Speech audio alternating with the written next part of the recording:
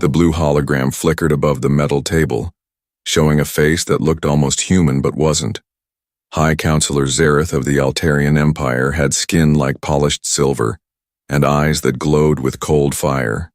His voice came through the speakers with the weight of absolute authority. "People of Earth," Zareth said, his words carefully chosen. "You have exactly 72 standard hours to surrender unconditionally to the Galactic Confederation. Your expansion into restricted space ends now. Your refusal to follow galactic law ends now. Your existence as an independent species ends now." Admiral Sarah Chen sat perfectly still in her chair, watching the hologram with calm eyes. Around her in the underground command bunker, dozens of officers and politicians held their breath. The room was buried 3 miles beneath what used to be Switzerland, protected by layers of steel and rock and energy shields that could stop nuclear weapons. "If you do not surrender," Zareth continued, 17 civilizations have agreed to end the human threat permanently. Our combined fleet numbers 3,047 warships. Each ship can destroy your cities from orbit. We will not show mercy. We will not negotiate. Surrender or die." The hologram vanished, leaving the room in uncomfortable silence. President Martinez, the elected leader of Earth's unified government, cleared his throat nervously. "Admiral Chen," he said, "what are our options?" Sarah Chen was 62 years old. She had gray hair pulled back in a tight bun, and scars on her hands from her years as a combat pilot. She had fought alien raiders in the outer colonies. She had seen entire settlements burned from space. She knew exactly what the aliens were capable of. "Our defensive fleet has 43 ships," she said quietly. "The alien fleet has over 3,000. In a straight fight, we would lose in minutes." The politicians around the table looked sick. Senator Williams from the North American Federation put his head in his hands. "So we surrender? After everything we've built out there?" "The colonies," whispered Director Nakamura from the Asian Alliance. "Hundreds of millions of people, what happens to them?" Admiral Chen looked at each face around the table. These people had spent decades arguing about borders and trade agreements. Now they faced the end of everything humanity had achieved among the stars. "The Galactic Confederation doesn't take prisoners," she said. "When they say end the human threat, they mean every human, every colony, every ship, every space station." The room fell silent again. Through the ventilation system, they could hear the distant hum of the bunker's fusion reactors. Above them, 3 miles of rock and metal, Earth continued its normal day. Most people didn't even know about the alien ultimatum yet. President Martinez spoke first. "Then we fight. Even if we can't win, we fight." "With what?" Senator Williams demanded. 43 ships against 3,000? It's suicide." "Better than slavery," Director Nakamura replied. Admiral Chen listened to them argue and thought about secrets. For 50 years, since humanity's first contact with hostile aliens, Earth had been preparing. Not just building warships and training soldiers, but working on something much bigger, something that violated every treaty the galaxy had about prohibited weapons. "There is another option," she said quietly. The arguing stopped. Everyone looked at her. "What option?" President Martinez asked. Admiral Chen stood up and walked to the wall display. With a gesture, she brought up a map of the solar system. Red dots showed the positions of alien ships. They formed a perfect sphere around the sun, staying just outside the orbit of Pluto. "For 50 years, she said, we've been building more than ships and weapons. We've been building insurance." "What kind of insurance?" Senator Williams asked. Instead of answering, Admiral Chen touched her wrist communicator. "This is Admiral Chen. Authorization code Alpha 77 Prometheus. Activate Damocles Protocol." Somewhere deep in the bunker's computer systems, ancient security locks began opening. Signals traveled through quantum communication networks to hidden facilities around the world. In the deepest parts of Earth's oceans, in sealed chambers beneath mountain ranges and hollowed-out asteroids, people and machines began waking up. "Admiral," President Martinez said carefully, "what exactly is the Damocles Protocol?" Sarah Chen turned back to face the table. In her gray eyes they could see something that hadn't been there before. Something that looked like hope, but sharper, more dangerous. 50 years ago, when the first alien raiders hit our outer colonies, the survivors sent us detailed scans of their technology. We learned that every galactic civilization follows the same basic rules. They build ships a certain way. They use weapons within certain limits. They fight wars according to treaties signed thousands of years ago. She paused and looked at each face around the table. But humans never signed those treaties. We never agreed to those limits. And for 50 years we've been building something that breaks every rule they think everyone follows. Director Nakamura leaned forward. "You're talking about a secret weapon?" "I'm talking about Project Damocles. The reason we've been mining asteroids faster than we need them. The reason we've been building fusion reactors bigger than any space colony requires. The reason we've been recruiting the best engineers and physicists from every university on Earth and sending them to facilities that officially don't exist." President Martinez looked worried. "Admiral, if this weapon exists, why haven't we heard about it? The military budget requests, the resource allocations, the personnel assignments. Where did you hide something that big?" Admiral Chen smiled, for the first time since the alien ultimatum arrived. It wasn't a pleasant smile. "Mr. President, do you remember the Deep Ocean Mining Initiative from 30 years ago? The project that was supposed to extract minerals from the ocean floor but never seemed to produce much profit?" "Of course. My predecessor approved the funding." "And the Antarctic research expansion? The program that built all those new scientific stations at the South Pole? Yes? The Jupiter Industrial Platform? The massive construction project in the asteroid belt that was supposedly building manufacturing facilities for the outer colonies?" President Martinez nodded slowly, understanding beginning to show on his face. "None of those projects were what we said they were," Admiral Chen continued. "The ocean mining created underwater construction facilities. The Antarctic stations were cover for the largest engineering project in human history. The Jupiter platform was a resource-gathering operation, on a scale never attempted before." She turned back to the solar system display and touched a control. New information appeared on the screen. Energy readings, mass projections, power signatures that made the room's computers struggle to display them accurately.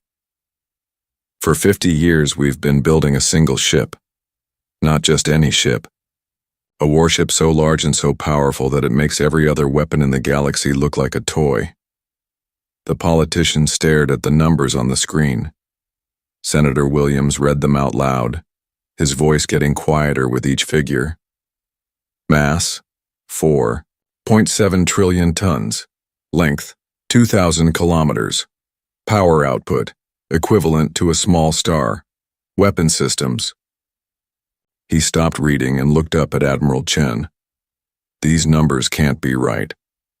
"They're conservative estimates," she replied. "We won't know the final specifications until the ship finishes its activation sequence." "Where is it?" "Director Blau," Nakamura asked. "Something that big. How did you hide it?" Admiral Chen touched another control. The display changed to show Earth's oceans. Deep beneath the Pacific, a massive shape became visible. It stretched across tectonic plates like a sleeping giant. "The Leviathan has been under construction on the ocean floor for 50 years. We built it in sections, each one disguised as a different project. Deep-sea mining platforms, underwater research stations, geothermal power plants. Individually, none of them seemed important. Together they form a planet killer, President Martinez finished.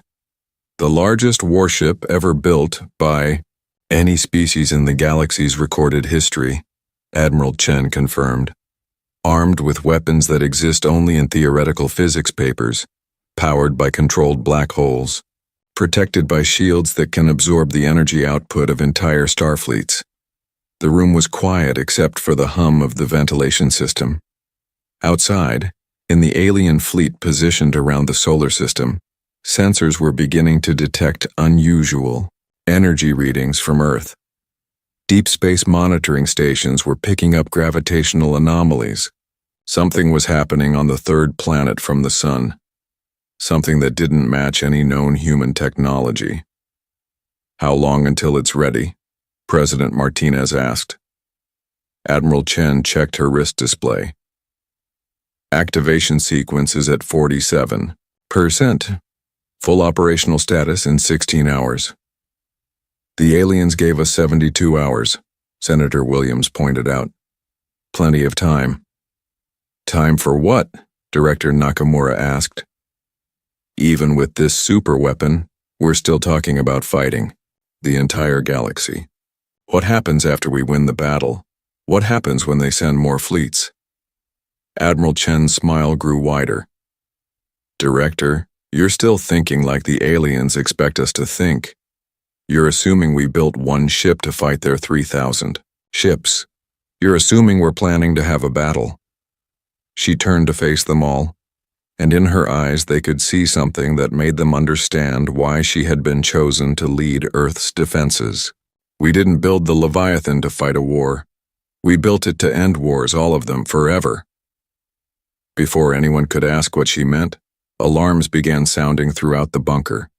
Red lights flashed on every wall display.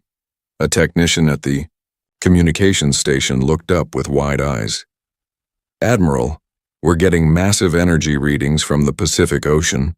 Seismic stations are detecting movement along the entire ocean floor, and, he paused, checking his instruments again. Ma'am, we're getting reports of tsunamis forming in a perfect circle around coordinates that match your classified files. Admiral Chen nodded calmly. Right on schedule. Ladies and gentlemen, I suggest you prepare for the most important day in human history. Deep beneath the Pacific Ocean, something that had been sleeping for 50 years opened its eyes. The Leviathan was waking up, and the galaxy was about to learn why humans had been considered the apex predators of Earth long before they reached the stars. The countdown to humanity's ultimatum had begun. War Admiral Thezikol of the Hegemony stood on the bridge of his flagship, watching his tactical displays with growing confusion. His ship, the Eternal Dominance, was the largest warship in the combined alien fleet. It stretched for 12 kilometers and carried enough firepower to crack moons. Around him, 3,000 other ships waited in perfect formation, ready to reduce Earth to smoking ruins. But something was wrong with the readings. Tactical Officer Vex, he said, his voice carrying the authority of someone who had conquered 47 star systems. Explain these energy signatures. The young officer's forearms moved quickly over his control panel. His species, the Hegemony's best sensor operators, had evolved to process multiple data streams simultaneously. But right now, he looked confused. War Admiral, we're detecting massive power buildups from the third planet. Energy output is increasing by orders of magnitude every few minutes, but we can't identify the source. Thezikol walked closer to the main display. The image showed Earth as a small blue dot surrounded by their fleet, but the energy readings made it look like a star was being born in Earth's oceans. Impossible, he muttered. Human technology is primitive. They barely have fusion power. They can't generate these kinds of energy levels. On the bridge of another ship, Captain Ziltar of the Altarian Navy was having the same conversation with her crew. The Altarians had been studying human technology for decades. They knew exactly what Earth cities could produce, what their space stations could build, what their defensive platforms could do. This was something else entirely. "Captain," her science officer reported, "the energy readings are focused beneath Earth's largest ocean. Whatever they're building down there, it's big." "How big?" she asked. The science officer checked his instruments 3 times before answering. "Ma'am, if these readings are accurate, the object under construction has a mass greater than some moons." Captain Ziltar felt a cold fear growing in her stomach. In her culture, fear was considered a weakness. But right now, watching the impossible energy signatures coming from a planet they thought they understood, she couldn't help feeling that they had made a terrible mistake. Deep beneath Earth's Pacific Ocean, the Leviathan was coming to life. The ship had been built in sections over 50 years, each piece carefully designed to look like something innocent. Underwater mining platforms that were actually weapon batteries, deep-sea research stations that were actually shield generators, geothermal power plants that were actually the feeding mechanisms for contained black holes. Now, as the activation sequence continued, those separate pieces were connecting and integrating and becoming something that had never existed before in the galaxy's history. In the ship's central core, an artificial intelligence called Prometheus opened its electronic eyes and began to think. It had been dreaming for 50 years, learning from every piece of intercepted alien communication, every captured piece of enemy technology, every report from human spies and galactic civilization. Prometheus knew the location of every alien homeworld. It knew the weaknesses in their defensive systems. It knew their military strategies, their political structures, their trade routes, and their deepest fears. For 50 years, it had been preparing for this moment. "Admiral Chen," Prometheus said, its voice speaking simultaneously in the ocean depths and in the command bunker 3 miles beneath Switzerland. "All systems are activating normally. Estimated time to full operational status 14 hours 37 minutes. In the bunker, Admiral Chen nodded to her staff. Around the table, the politicians who had been arguing about surrender 15 minutes ago now sat in stunned silence watching displays that showed their planet's transformation. "Prometheus," she said, "begin Phase 1 of the Revelation Protocol." "Understood, Admiral." Initiating surface breach. Across the Pacific Ocean, the water began to move in ways that violated physics. Massive circular waves formed and spread outward from a central point. The waves weren't chaotic like a natural disaster. They were perfectly controlled, perfectly timed, forming geometric patterns that could only be artificial. Satellite networks around Earth began broadcasting images of the phenomenon. Within minutes, every major news organization on the planet was showing the same impossible sight. The Pacific Ocean was lifting upward in a dome shape 500 kilometers across. In the alien fleet, alarm signals began sounding on every ship. "War Admiral," Tactical Officer Vex shouted, his forearms working frantically over his controls. "Something is rising from the planet's ocean. Mass readings are... This can't be right." Thezcol stared at his main display as the readings updated. The object emerging from Earth's ocean had a mass of nearly 5 trillion tons. It was larger than most asteroids. It was rising through kilometers of water, as if the ocean itself was helping lift it into space. "All ships," he commanded on the fleet communication channel.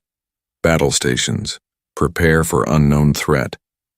But even as he gave the order, Thezcol felt doubt creeping into his mind. The hegemony had fought thousands of battles against hundreds of different species. He had personally commanded fleets that destroyed entire civilizations, but he had never seen anything like what was emerging from Earth's ocean. The Leviathans. Hull broke the surface of the Pacific like a metal mountain rising from the depths. Water poured off its sides in torrents that created new weather patterns across the planet. The ship's main hull was 2,000 kilometers long and 300 kilometers wide. Its weapons towers stretched upward like the spires of impossible cities. But size wasn't the most frightening thing about the Leviathan. The most frightening thing was that it didn't look like any ship design in the galaxy's database. Every spacefaring civilization built their ships according to certain principles. They used certain materials, certain power systems, certain weapon configurations. These standards had been developed over millions of years of galactic warfare. They represented the most efficient ways to build warships. The Leviathan ignored every single one of those principles. Its hull was made of materials that didn't appear in any periodic table. Its power systems generated energy signatures that shouldn't exist. Its weapon hardpoints were positioned in configurations that made no tactical sense according to conventional military doctrine. It was as if humans had looked at millions of years of galactic military engineering and decided to build something completely different. "Captain," the Altarian science officer whispered, "are you seeing these readings?" Captain Ziltar nodded, unable to speak. Her instruments were showing power signatures that exceeded some stars, gravitational fields that bent space around the human ship, energy patterns that suggested technologies her civilization had only theorized about. "How?" she finally managed to ask. "How did they build this?" Her science officer was silent for a long moment, running calculations and comparisons and probability assessments. When he finally answered, his voice was small and frightened. "Captain, I don't think they built it using any known technology. The power requirements alone, they would need to be harnessing black holes, multiple black holes, and the materials science. Some of these hull readings suggest they've learned to manipulate matter at the quantum level. That's impossible. No species has that technology." "No known species," he corrected. As the Leviathan continued rising from Earth's ocean, its communications array began broadcasting on all galactic frequencies. The message was simple and was transmitted in every known language simultaneously. "Attention, Galactic Confederation Fleet. This is Admiral Sarah Chen of the Earth Defense Force. You gave us 72 hours to surrender. We decline your generous offer." The voice was calm and polite, as if discussing the weather rather than responding to a threat of total annihilation. "Instead, we would like to make a counteroffer. You have 1 hour to withdraw your fleet from our solar system. After that time, we will consider your presence an act of war, and we will respond accordingly." War Admiral Thezkol felt his breathing quicken. No species had ever spoken to the Galactic Confederation like that. No single planet had ever threatened a combined fleet of 17 civilizations. "Furthermore," Admiral Chen's voice continued, "we want to make something very clear to every captain, every crew member, and every government watching this transmission. Humanity tried to join your galactic community peacefully. We tried to follow your laws and respect your borders. You responded by declaring us a threat and threatening genocide." The transmission paused, and for a moment the only sound in space was the background radiation of distant stars. "You made a mistake. A very big mistake. You assumed that because we're new to space, we're weak. You assumed that because our technology looks primitive, we're helpless. You assumed that because we come from one small planet, we can't possibly threaten your great galactic civilizations." Another pause. On the alien ships, thousands of officers and crew members listened with growing unease. "You were wrong about all of that, but your biggest mistake was assuming that humans would go quietly into extinction. We are the apex predators of a death world. We didn't climb to the top of our food chain by giving up when faced with bigger threats. We got there by becoming the biggest threat." As Admiral Chen spoke, the Leviathan completed its rise from Earth's Ocean. The massive ship hung in the planet's atmosphere like a metal moon, its weapon systems powering up and its shield generators creating visible distortions in space around its hull. You wanted to see what humanity is capable of when faced with extinction. Congratulations, you're about to find out. The transmission ended, leaving the alien fleet in stunned silence. War Admiral Thezikol looked at his tactical displays and tried to process what he was seeing. The human ship's power output was still climbing. Its weapon systems were unlike anything in the Confederation's databases. Its shields were generating energy fields that his sensors couldn't properly analyze. War Admiral, Tactical Officer O. Vex said quietly. What are your orders? Thezikol studied the readings for another few seconds, then reached for his communication controls. He had spent his entire career following the hegemony's military doctrine, which said that any threat to galactic stability should be eliminated immediately and completely. But military doctrine hadn't prepared him for this. All ships, he commanded, his voice carrying across the fleet communication network. Maintain position. Do not engage unless directly attacked. And send a priority message to Hegemony Command. Tell them we may need reinforcements.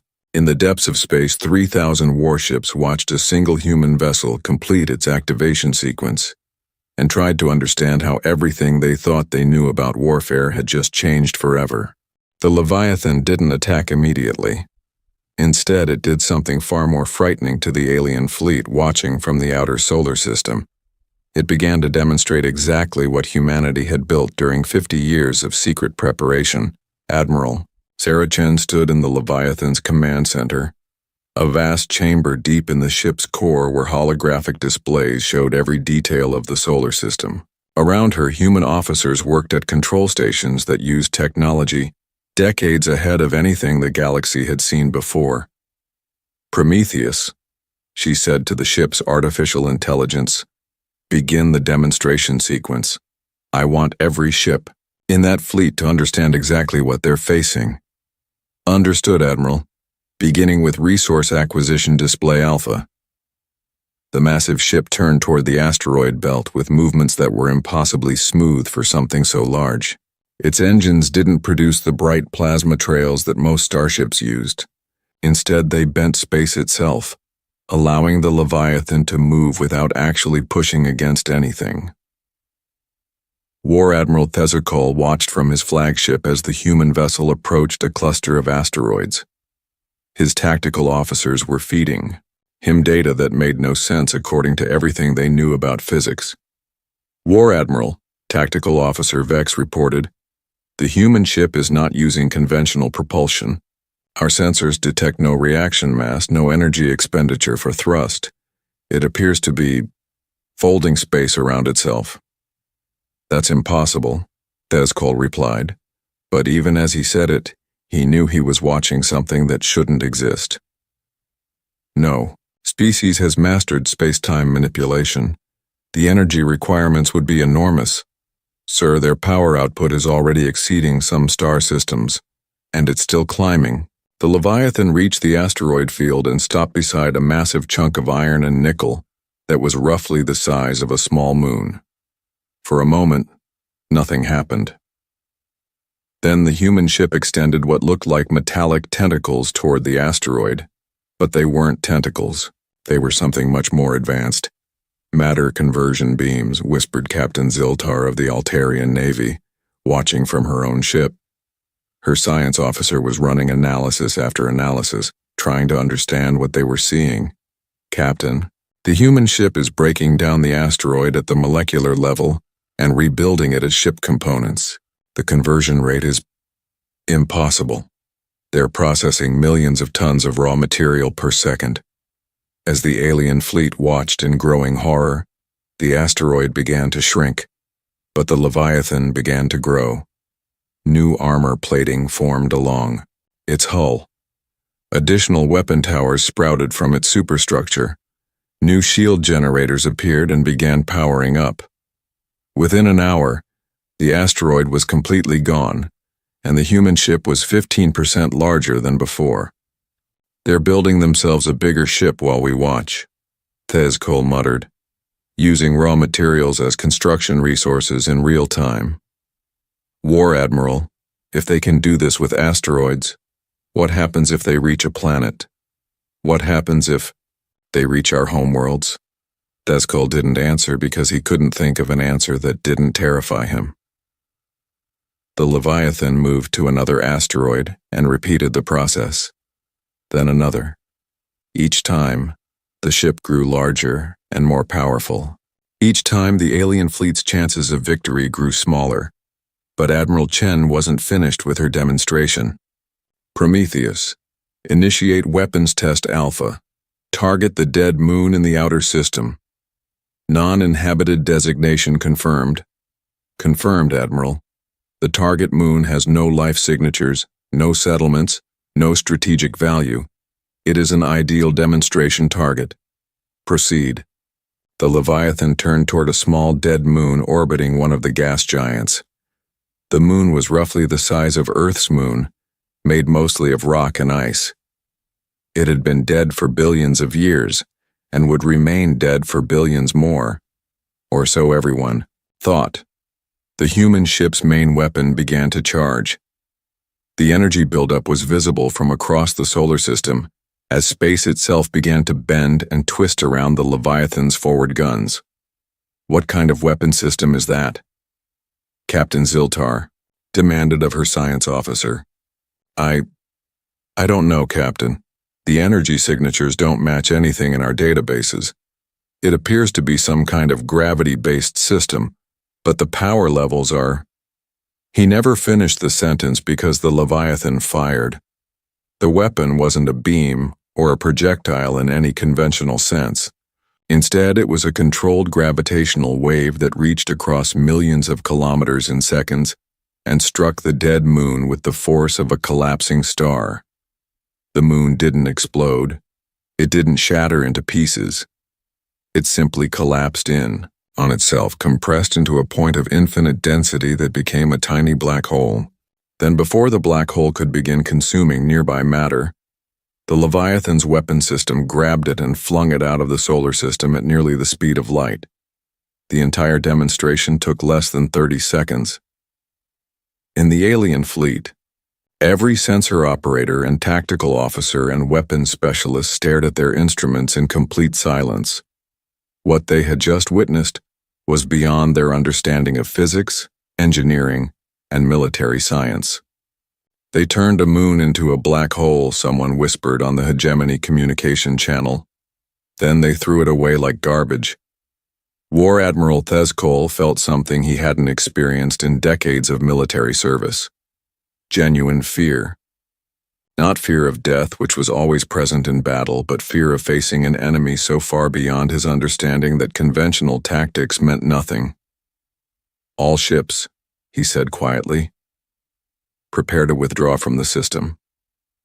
But before his fleet could begin moving, the Leviathan opened communication channels to every ship simultaneously, not through their main communication arrays, but through their personal systems, their internal networks, their private channels. Somehow, the human ship was talking directly to individual crew members on thousands of different vessels. "Attention, alien fleet," Admiral Chen's voice said, speaking inside the heads of every officer and crew member through their neural implants and personal communicators. "Before you leave, there are a few things you need to understand." Panic spread through the fleet as officers realized that their most secure systems had been compromised. Communication networks that were supposed to be impossible to hack were carrying the human admiral's voice directly to their brains. "First," Admiral Chen continued, "we know who you are. We know the names of your ships, your crew members, your families back home. We know your military capabilities, your trade routes, your diplomatic secrets, your planet's defensive systems." Captain Ziltar tried to cut her communication channels, but Admiral Chen's voice continued speaking inside her. "Ed, second, we know your histories. We know about the Altarian experiments on sentient species. We know about the hegemony's planned elimination of inferior races. We know about the Confederation Council's manipulation of trade routes to starve developing worlds. We know about all of it. Across the fleet, officers and crew members began looking at each other with suspicion and fear. Classified secrets that were known only to the highest levels of government were being broadcast to common soldiers and technicians. "Third," Admiral Chen said, her voice now carrying an edge of cold anger, "we know you came here expecting to commit genocide. You didn't come to negotiate. You didn't come to establish peaceful relations. You came to murder every human being in the galaxy because we refused to bow down to your authority." The silence in the alien fleet was complete. On thousands of ships, beings from dozens of different species listened to a human voice speaking truths they didn't want to hear. "So now you have a choice," Admiral Chen continued. "You can stay here and find out what happens when you threaten the extinction of a species that built this ship. Or you can leave, go back to your governments, and explain that humanity is no longer asking for permission to exist." War Admiral Tezakol found his voice. "Human Admiral, you speak as if one ship can threaten the entire galaxy. We have thousands of worlds, millions of ships, billions of soldiers." Admiral Chen's answer came immediately, and when she spoke, her voice carried the absolute confidence of someone holding unbeatable cards. "War Admiral Tezakol of the Hegemony flagship Eternal Dominance, you're thinking like your military academies taught you to think. You're counting ships and soldiers and planets as if this was a conventional war." Tezakol felt ice form in his veins as he realized the human knew his name, his ship's name, probably his entire military record. "This isn't a conventional war," Admiral Chen continued. "Your fleets can't catch us. Your weapons can't hurt us. Your defenses can't stop us. And most importantly, your governments can't hide from us." As she spoke, new information began appearing on every alien ship's communication screens. Military deployment schedules, secret government communications, personal files of high-ranking officials, financial records showing corruption and illegal activities.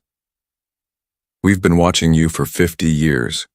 We've been learning your languages, studying your cultures, mapping your territories, and preparing responses to every possible threat you might pose. While you were thinking of humans as primitive newcomers to space, we were becoming something you never expected." The data streams continued flowing to every ship in the fleet. Decades of carefully guarded secrets were being revealed to ordinary soldiers and junior officers who had never been trusted with such information. "You made one final mistake," Admiral Chen said, her voice now carrying a note of sadness mixed with determination. "You assumed that because we're new to galactic civilization, we don't understand how it really works.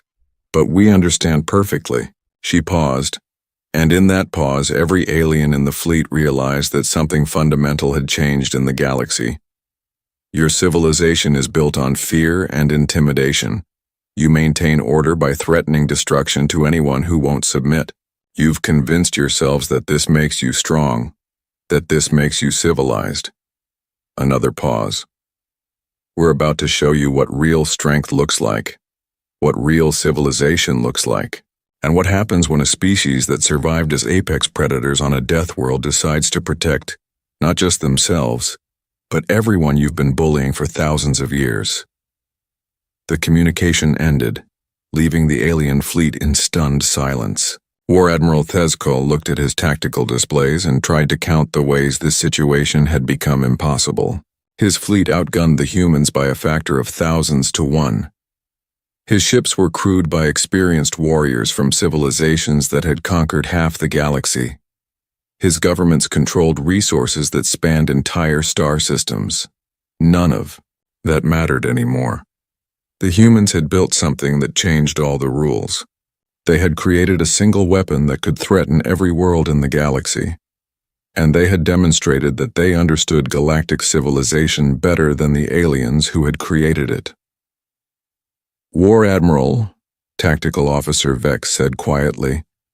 What are your orders? Tezekol studied the energy readings from the human ship for another moment, then made the hardest decision of his military career. Signal the fleet, he said. We're withdrawing from the system, and send a message to every government in the Confederation. Tell them that the rules have changed. Tell them that humanity is no longer asking for permission. As the alien fleet began its retreat from the solar system, the Leviathan hung in space like a metal promise of things to come. The demonstration was over, but the real test was just beginning. The alien fleet began its withdrawal from the solar system, but the retreat turned into something much worse than a military defeat. It became a psychological collapse that spread through galactic civilization like a virus. Within hours of the demonstration, quantum communication networks were carrying the news to every corner of the galaxy. The images of the Leviathan rising from Earth's oceans played on countless screens. The recordings of Admiral Chen's broadcast were analyzed by military experts who couldn't explain what they were seeing. But the real damage wasn't done by the ship itself. It was done by the information the ship had revealed. In the capital city of the hegemony homeworld, Chancellor Vaktar sat in his private office reading classified reports that should have been impossible for humans to access. Military plans that were known only to the highest levels of government. Records of secret experiments that violated every galactic treaty. Financial documents showing decades of corruption and illegal resource allocation. All of it had been broadcast to common soldiers and junior officers throughout the hegemony fleet. Within hours, it was spreading through civilian communication networks. Within days, it would reach every world in hegemony space. How? He asked his intelligence director, a scarred veteran of 100 covert operations. How did the humans get this information? We don't know, Chancellor. Our most secure systems show no signs of infiltration.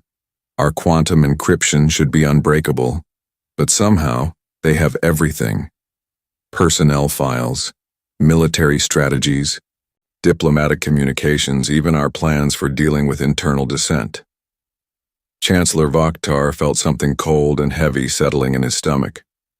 The hegemony controlled 47 star systems through a combination of military might and careful information management. Their subject population stayed quiet because they didn't know how many others were suffering under hegemony rule. They accepted their situation because they believed resistance was hopeless. But if every world in hegemony space suddenly learned about every other world, about the true extent of hegemony crimes, about the military weaknesses that were carefully hidden from public knowledge. Sir, his intelligence director continued, there's more. The humans didn't just steal our information.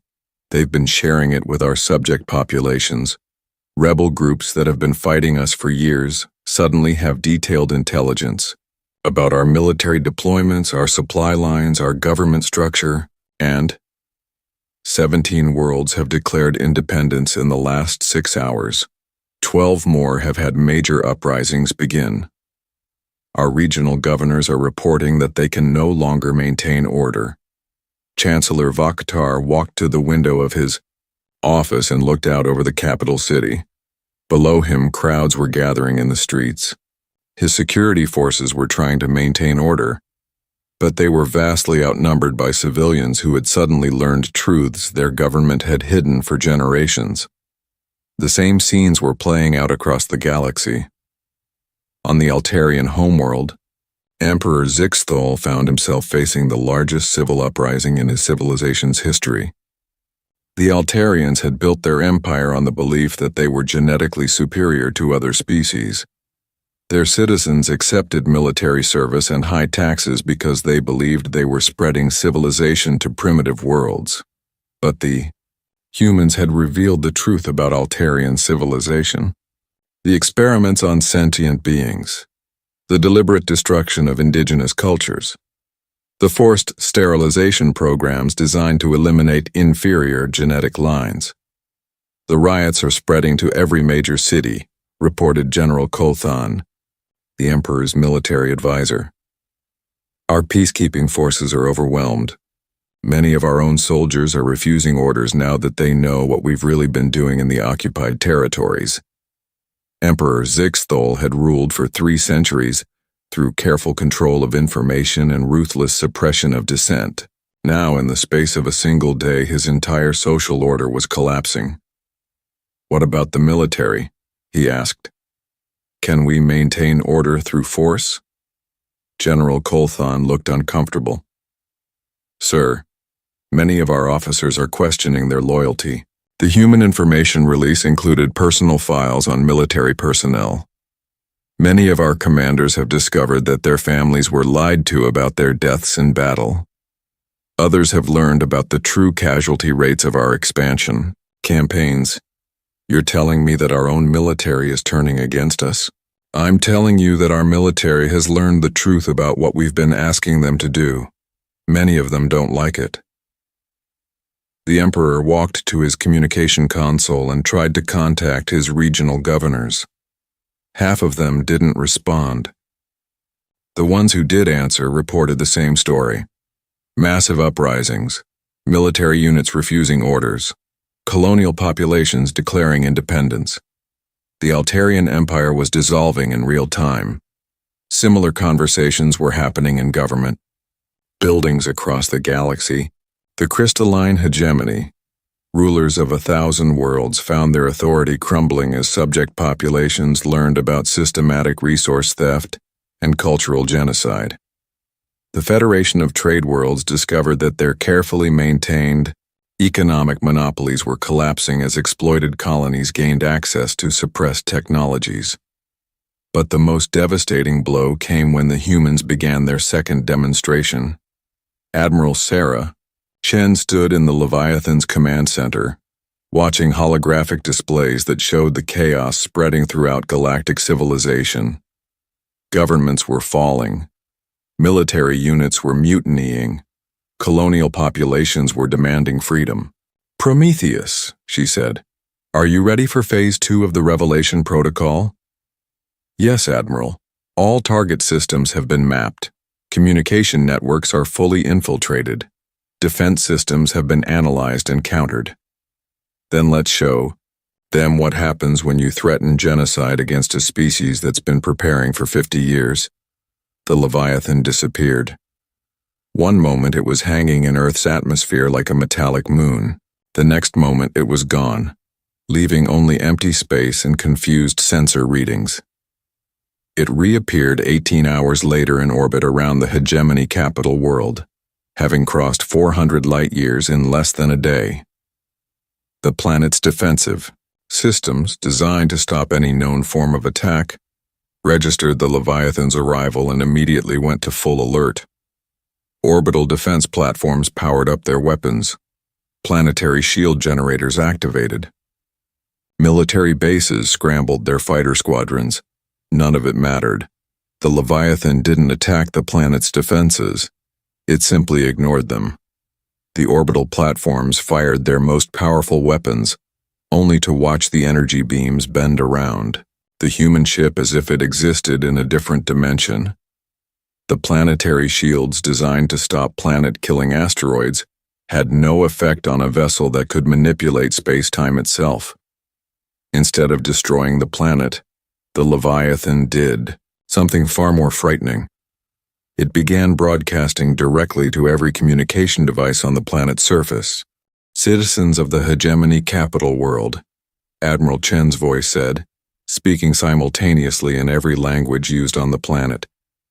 Your government has ruled through fear and deception for centuries. Today, that ends. As she spoke, holographic displays appeared in every city, every town, every settlement on the planet.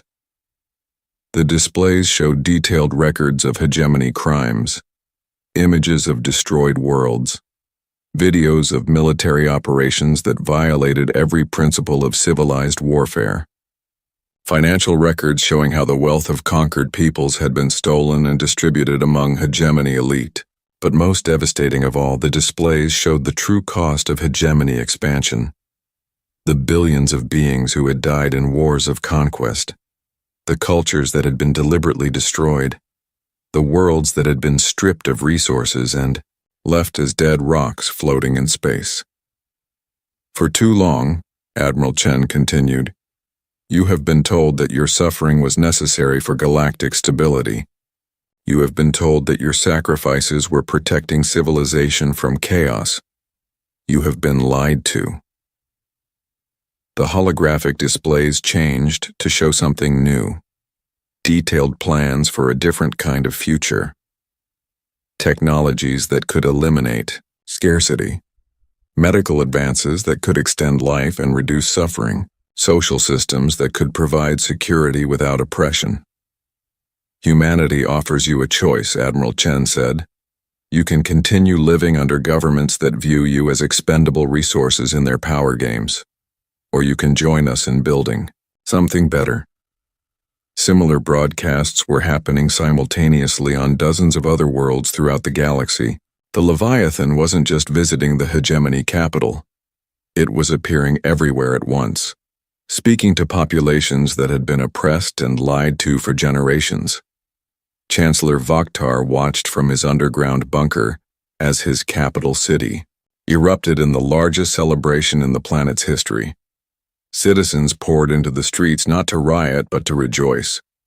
For the first time in centuries, they had hope for something better than endless service to an uncaring government. Sir, his military advisor reported, our defense fleet is requesting permission to surrender to the human ship. Surrender? Why would they surrender? The humans haven't attacked us. No, sir, but they've offered asylum to any military personnel who refuse to continue serving in our expansion wars. They've also offered advanced technology and economic assistance to any world that chooses independence from the hegemony. Chancellor Vokhtar felt his last hope disappearing. And our commanders are accepting these offers? Sir, most of our fleet commanders have families on conquered worlds. They've just learned what happened to those families during our occupation campaigns. They're not interested in continuing to serve a government that murdered their loved ones. The Chancellor looked at his communication displays and watched as report after report came in from across the galaxy. The same pattern was repeating everywhere. The humans weren't conquering galactic civilization. They were offering it a better alternative, and everywhere they made that offer, populations were accepting it eagerly. Sir, his advisor said quietly, I'm receiving reports that the human ship has left our system. But before it departed, it transmitted detailed technical specifications for advanced terraforming equipment, fusion power systems, and medical technologies to our civilian population. Why would they do that? I believe, sir, that they're trying to demonstrate what galactic civilization could look like if it was based on cooperation instead of domination. Chancellor Vokhtar sat in his bunker and watched his empire crumble, not through conquest but through the simple act of offering his subjects something better than fear and oppression. For the first time in his long career, he began to wonder if perhaps the humans were right about more than just military technology. Perhaps they were right about civilization itself. Outside, in the streets of his capital city, millions of beings celebrated the first day of freedom they had known in generations.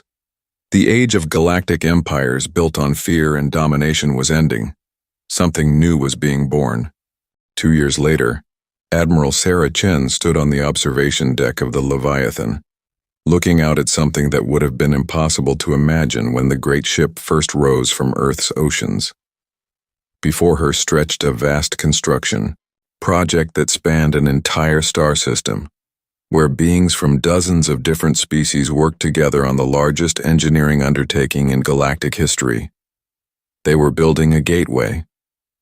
Not just a simple jump point or hyperspace relay, but a permanent portal that would connect this galaxy to others beyond the visible universe.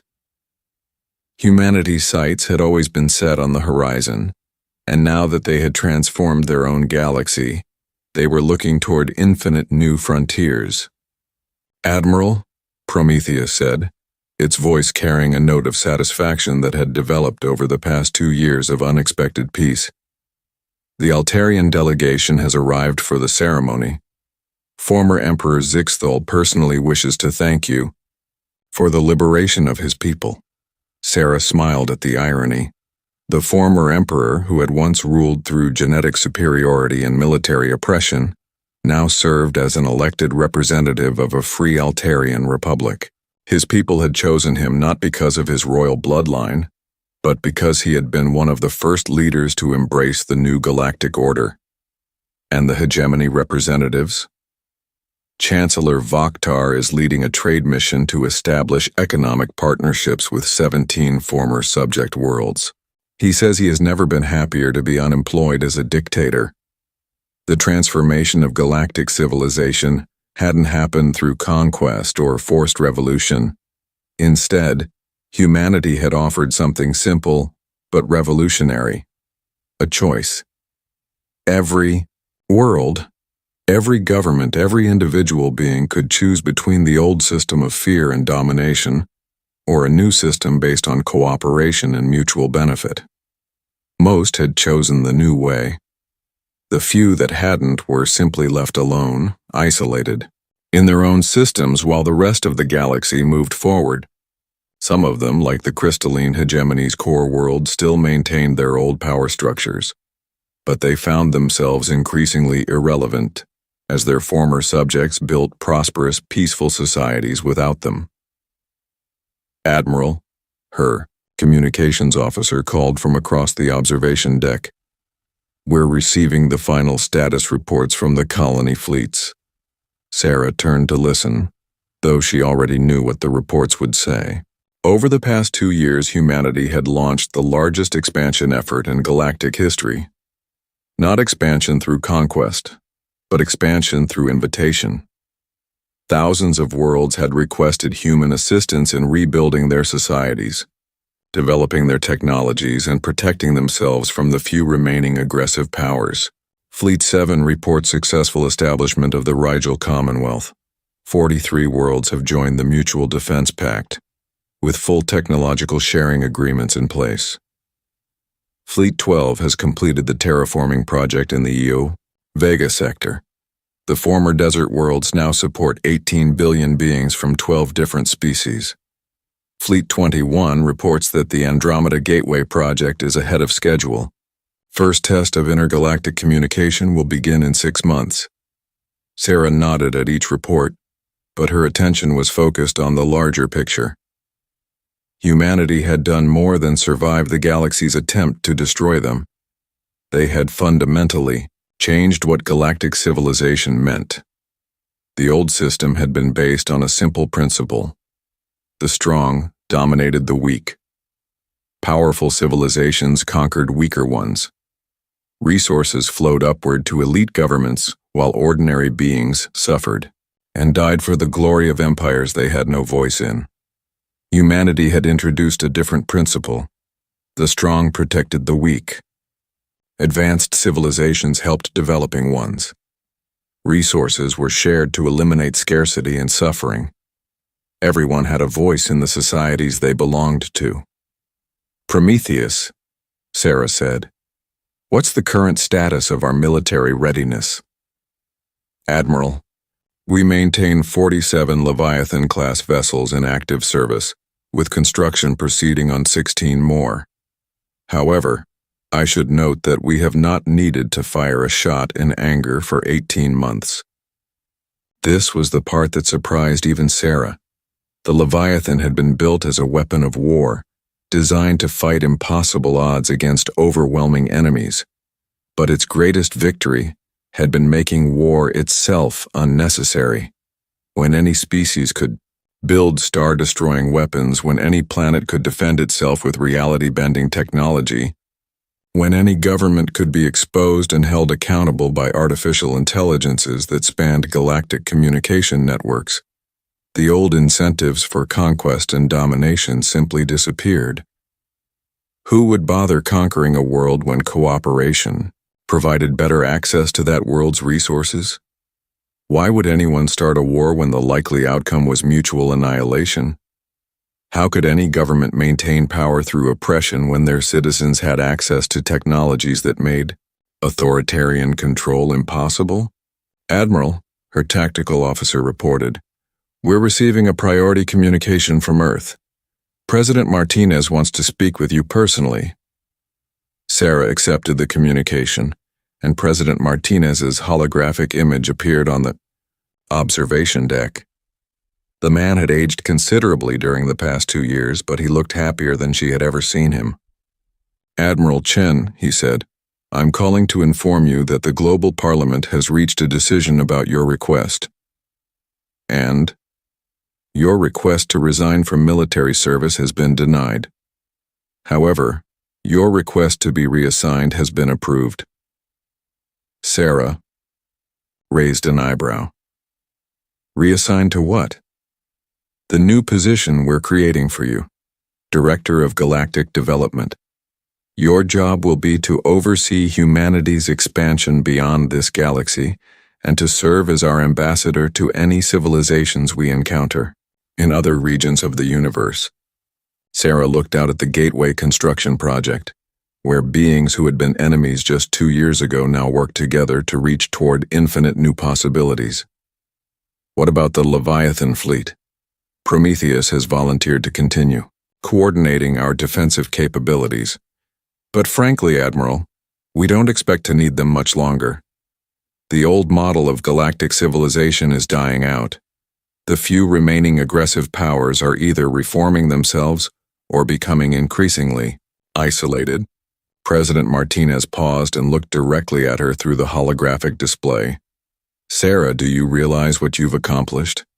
You didn't just save humanity from extinction. You ended the age of galactic empires. You made it possible for billions of beings to live free lives for the first time in their species' histories." Sarah considered this for a moment, then shook her head. "Mr. President, I didn't accomplish anything. Humanity accomplished it.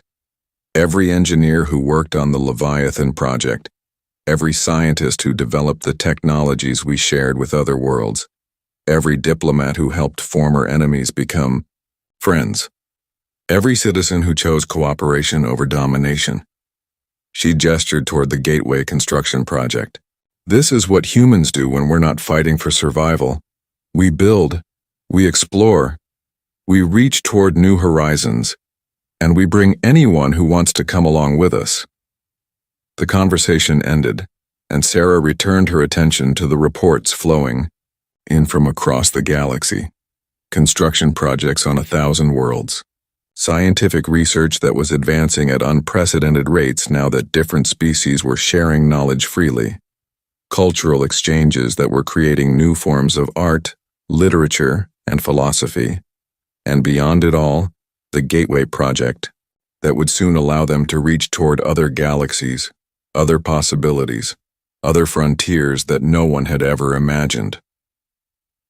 "Admiral," Prometheus said, "I have been analyzing the social and technological developments of the past 2 years.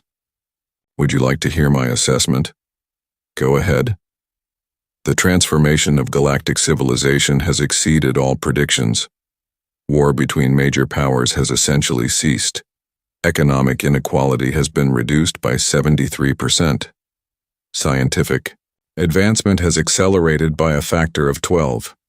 Individual freedom and self-determination have increased beyond measurable levels.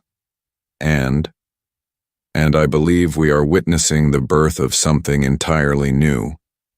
Not just a reformed version of the old galactic civilization, but a completely different model for how intelligent species can coexist and thrive." Sarah nodded. "What do you think comes next?" "The universe is vast, Admiral. There are billions of other galaxies, each potentially containing billions of intelligent species. Some of them may have developed the same oppressive systems that once dominated this galaxy. Others may have found different solutions to the challenges of civilization." Prometheus paused, and when it continued, its voice carried a note of excitement.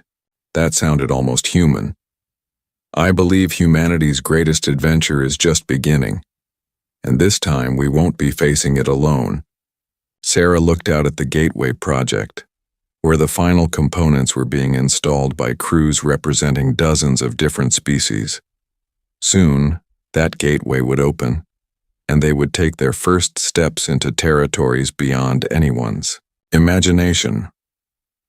Behind them, in the galaxy they had transformed, billions of beings lived in freedom and prosperity that had been unthinkable just 2 years ago.